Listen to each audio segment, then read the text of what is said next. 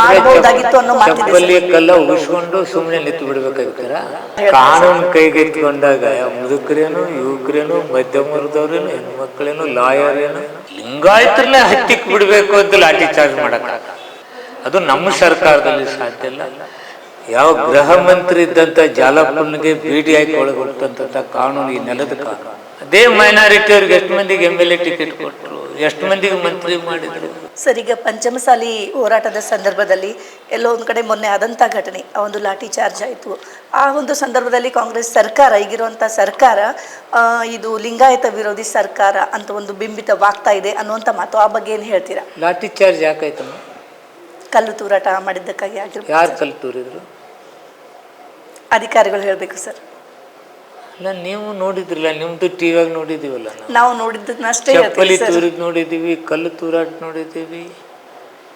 Law and order ಮಾಡೋರು, ನೋಡೋರು, ಅಧಿಕಾರಿಗಳು ಅದನ್ನ ಮೇಂಟೈನ್ ಮಾಡ್ಬೇಕಾದವ್ರ ಕರ್ತವ್ಯ ತಾನೆ. ಆದ್ರೂ ಅದನ್ನ ತಡಿಬಹುದಾಗಿತ್ತು, ಇನ್ನೊಂದು ಸ್ವಲ್ಪ ಸಾಫ್ಟ್ ಆಗಿ ಹ್ಯಾಂಡಲ್ ಮಾಡಬಹುದಾಗಿತ್ತು ಅನ್ನೋ ಮಾತಿದೆ. ಚಪ್ಪಲಿ ಕಲ್ಲ ಉಗಿಸ್ಕೊಂಡು ಸುಮ್ಮನೆ ನಿಂತು ಬಿಡ್ಬೇಕಾಗಿತ್ತಾರ? ಸರ್, ಆದ್ರೂ ಪೊಲೀಸರು ಈ ಕೆಲವೊಂದು ವಿಡಿಯೋಗಳಲ್ಲಿ ನೋಡಿದಾಗ ಸರ್, ಬಹಳಷ್ಟು ವಯಸ್ಸಾದವರು ಕೂಡ ಇದ್ರು.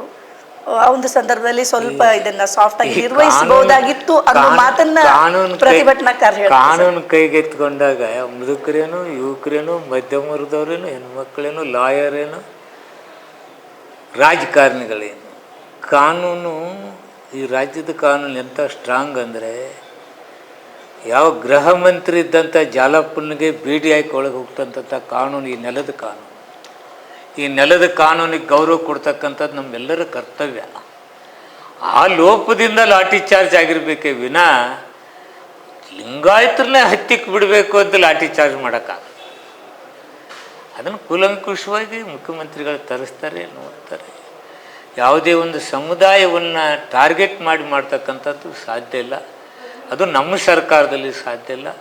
ಸರ್ವಜನ, ಸರ್ವಜಾತಿ, ಸರ್ವರನ್ನ ತೆಕ್ಕಿ ಹಾಕ್ಕೊಂಡು ಹೋಗ್ತಕ್ಕಂಥದ್ದೇ ಕಾಂಗ್ರೆಸ್.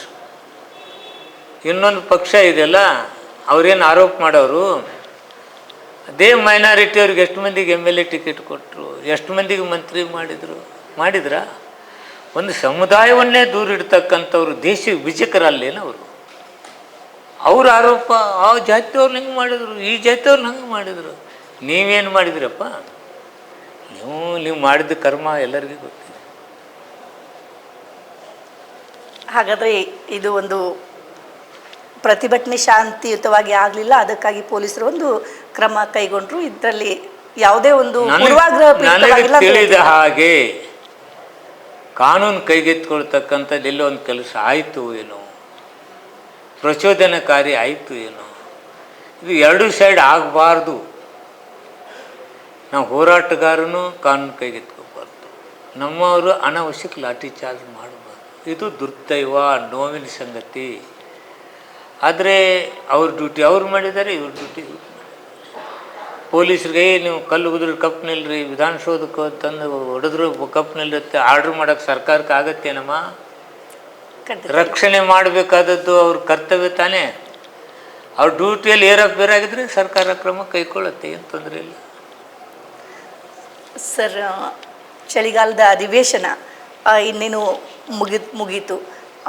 ಉಳಿದಂತಹ ದಿನಗಳಲ್ಲಿ ಸಾಕಷ್ಟು ಚರ್ಚೆಗಳಾಗಲಿ, ಜೊತೆಗೆ ನಾಡಿಗೆ ಮತ್ತು ಒಳ್ಳೆಯದಾಗಲಿ, ಒಳ್ಳೆ ಯೋಜನೆಗಳು ಬರಲಿ ಅಂತ ಹೇಳ್ತಾ ಇಷ್ಟೊತ್ತು ಪ್ರತಿಧ್ವನಿಯೊಂದಿಗೆ ಮಾತನಾಡಿದ್ರಿ. ಭಾಳಷ್ಟು ಪಾಸಿಟಿವ್ ಆದಂಥ ಅಂಶಗಳನ್ನು ಹಂಚ್ಕೊಂಡ್ರಿ, ಜೊತೆಗೆ ರಾಜಕಾರಣ ಅಂದು ಇಂದು ಅನ್ನೋ ಬಗ್ಗೆ ಕೂಡ ಬೆಳಕನ್ನು ಚೆಲ್ಲಿದ್ರಿ. Thank you so much sir. ನಮಸ್ಕಾರ. ನಮಸ್ಕಾರಮ್ಮ. Thank you so much. ಹೆಚ್ಚಿನ ವಿಡಿಯೋಗಳಿಗೆ ಪ್ರತಿಧ್ವನಿ ಯೂಟ್ಯೂಬ್ ಚಾನೆಲ್ ಸಬ್ಸ್ಕ್ರೈಬ್ ಮಾಡಿ, ಬೆಲ್ ಐಕಾನ್ ಕ್ಲಿಕ್ ಮಾಡಿ.